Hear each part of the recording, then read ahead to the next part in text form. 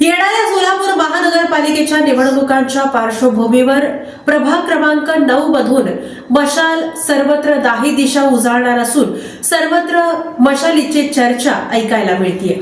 महापालिका निवडणुका कोणत्याही क्षणी घोषित होण्याची शक्यता निर्माण झाली आहे. न्यायालयाने 31 जानेवारी अखेरपर्यंत संपूर्ण निवडणुका पूर्ण करण्यासाठीचे आदेश दिले आहेत. या पार्श्वभूमीवर आता निवडणुकीची घोषणा लवकरच होईल. सर्वच पक्ष निवडणुकीच्या तयारीला लागले आहेत. नुकतीच महाविकास आघाडीच्या सर्व घटक पक्षांची एकत्रित मीटिंग 7 रस्ता येथील शासकीय विश्रामगृहात पार पडली.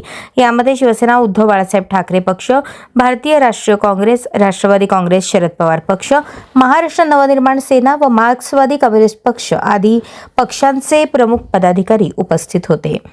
अशातच कार्यकर्ते उत्साहाने कामाला लागले आहेत. अशातच प्रभाग 9च्या कर्णिकनगर, रविवार पेठ, दाजीपेठ, दत्तनगर, बोरामडी नाका, 256 गाळे, गांधीनगर, कुचन हायस्कूल, स्वातंत्र्य सैनिक नगर या परिसरातील मशालीचाच बोलबाला मोठ्या प्रमाणात होत आहे.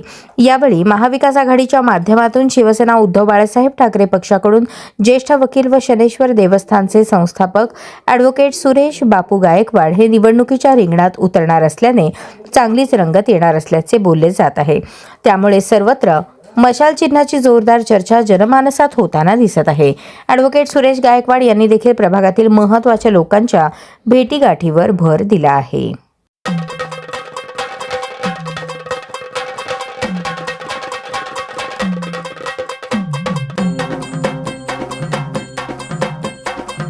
लख पडला प्रकाश दिवट्या मशालीचा, गोंधळाला उभा गोंधळी भवानीचा.